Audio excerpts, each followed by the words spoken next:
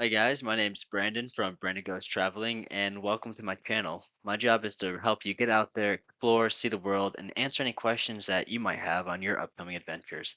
In this video, we're going to be talking about Malta and a few places such as Valletta, Gozo, and Comino. And just to start off, if I had to describe Malta in one word, I would just say beautiful because it really is. Whether you're in the city center or you're at the beaches, I mean, they're just so different, and you get really some of the, nicest views really in, I think, all of the Mediterranean, if I'm honest with you. But yeah, let's get started. Right. So let's kick it off with Valletta. Now, Valletta is the capital of Malta, and it's really easy to get to from the airport. There's a bus that's numbered X4, and it costs €2 to go one way, €4 return back to the airport. But when I think of Valletta, something that I think of is, it really does look like a city has just been carved out of the island. You could really tell that it was some giant fortress back in the day. And, everything's that sandstone color and just kind of blends in with everything. So it is a really interesting city to go to. Now, it's not the largest. You probably only really need a day or so to go there. But, I would almost recommend staying for 2, 3 days. And the reason why I say this is if you want to go somewhere where you know the weather's going to be nice, you know you're getting a nice tan, this is the place to be. But that being said, just know that there's not a ton to do. Now, it is like I was saying, it is a small city, so it's there's not a lot going on. But equally, it's a nice place to relax and just catch the sun. So these were just some photos that I took while I was walking around the city center there in Valletta. And yeah, like I was saying, everything is that sandstone color. It all kind of camouflages and to really just look like you're in the same place. And that's one of the things I really liked there was just the architecture as a whole. But one thing I will say is definitely bring some sunglasses because your eyes start to hurt after a while because everything is just so bright. Especially when it's hitting those lightly colored buildings and stuff like that. So one of the things I also recommend you do while you're there is to actually do the city hop on and hop off bus. It costs €20, but I really do feel like you get your money's worth if you do that kind of bus ride. And that's because they're going to show you all around Malta. They're going to show you the various tourist attractions. They'll take you out to the countryside, as well as point out different areas and different things that you could do while you're on Malta. Now, usually what I do is I don't usually recommend taking the city hopping off buses because I feel like they're kind of a ripoff. But in this case, I thought it was actually worth it. And you are able to see quite a bit of the island, if not really the whole island, because it's not a big country.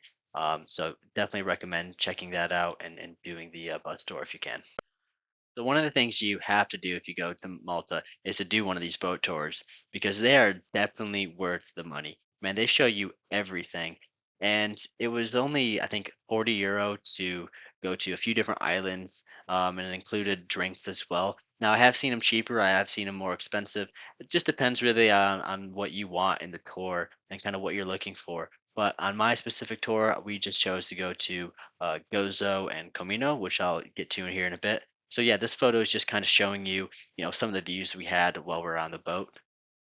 This was leaving Valletta, so getting that view of the ocean of the sea there, as well as the capital city.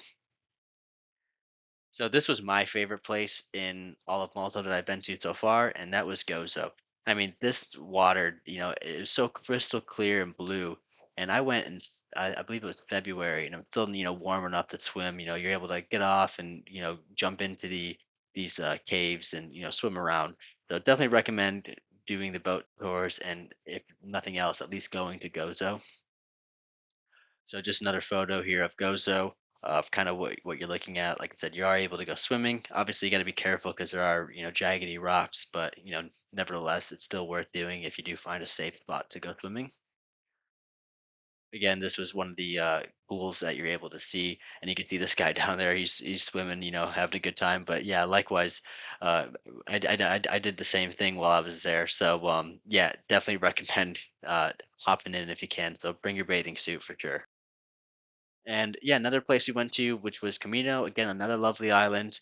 Um, I think it's second to Gozo in my opinion. However, still beautiful. Like I said, I never Photoshop any of my photos, so what you see is really what you are getting there. And yeah, look how clear that water is. I feel like I'm in the Caribbean.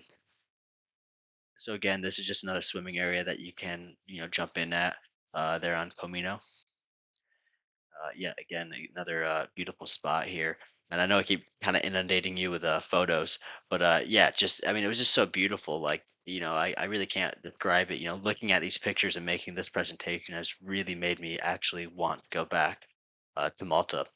But hey, that being said, this is going to do it for the presentation here.